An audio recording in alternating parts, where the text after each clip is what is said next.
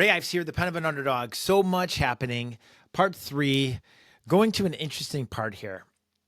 I think this is one where I'm sort of going to not get into detail here.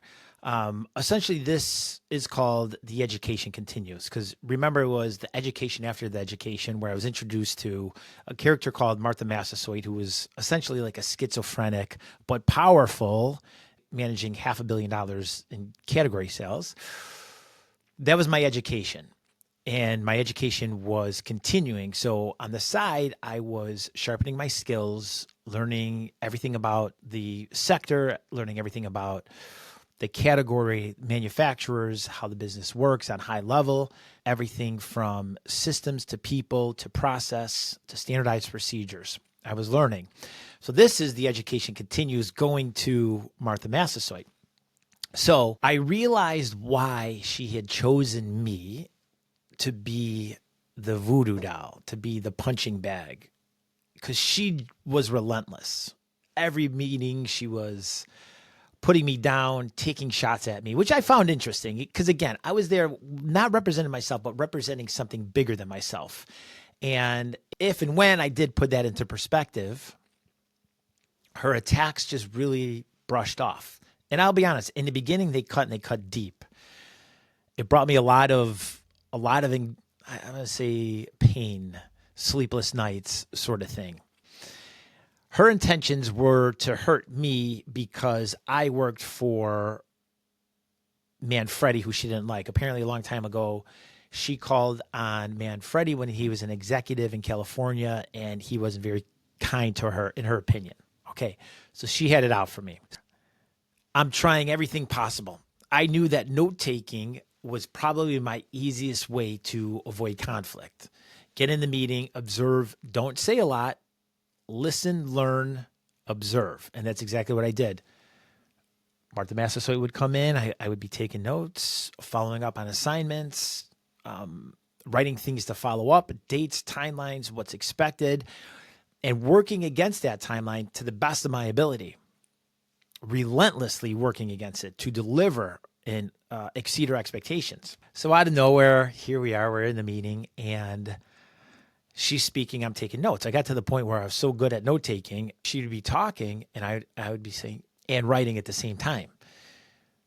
And so I think she caught on to that. And she's like, Ray, and here we are. No, we're in a meeting filled with people. There was probably 10 people in this room, from different categories, from different companies, different brokerages. And she looks at me and she's like, you know what? She's like, Ray, it's not your fault. It's not your fault. I don't blame you. She goes, you just don't get it. You don't get it. She goes, I don't blame you. I blame the company. I blame your company for hiring you. You don't get it. And she's like, ah. She's like, are you sad? She's like, are you sad that you just don't get it? And it took a lot for me just to sit there and absorb her venom. It was like hate-filled venom. And she was holding that super soaker and just drenching me in hateful venom in front of people, in front of an audience. I was being tarred and feathered. It was pretty brutal. And there was another time, and again, I'm going to share some of this, but I'll get into another one. There was a manufacturer. His name was Grant. He worked for a pie manufacturer. Great guy. He always had his numbers. He was buttoned up. And one day, Martha Massasoit decided she was going to crush him. She asked him a direct question, and Grant was kind of fumbling. He would get extremely nervous. Like Denzel would get nervous. Grant would get, extremely nervous too. So he started clicking his pen. Let me see if I have a pen for effect. He starts clicking his pen. And she's looking at him for the response. And he's clicking his pen. And he's like, well, say it, Grant. Say it. And stop clicking your pen. Stop clicking your pen. He said, okay. Starts talking again. Grant, you little man, you think you could come in here and not give us promotions. You think you're bigger than Kahuna. You're not. And stop clicking your pen. Stop clicking your pen. There had to be 10 people in this room, and conversation is going on. That's it. Meeting's over. Grant Next time you come in here, you better bring your wallet. You better bring some money. You're nothing. You're a little man. You're a little man. You're a little man. And I was sitting there thinking, wow, that was brutal. That was mean. That was unfair. That's an unfair fight. Grant can't say anything. He's nervous. He's trying to protect millions of dollars of his business. He's up against the devil, the dragon, the schizophrenic, the bipolarness.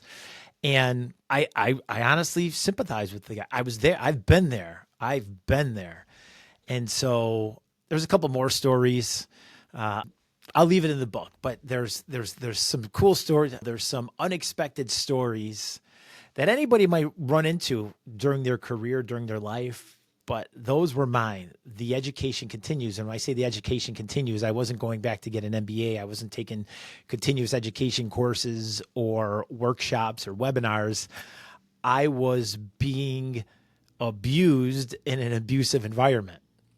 But I didn't let it affect me, and I didn't let it affect my reaction, because I knew that my piece of the puzzle was an integral part. It wasn't the whole puzzle. I was there representing something bigger than me, and people were relying on me and entrusted me with their business. And so for me, I would put it this way. If I was walking down Michigan Avenue in Chicago, or anyway, Park Avenue in New York, or Hollywood Beach, Florida, and Martha Massasoit was yelling at either me or any other human, I would intervene and stop it.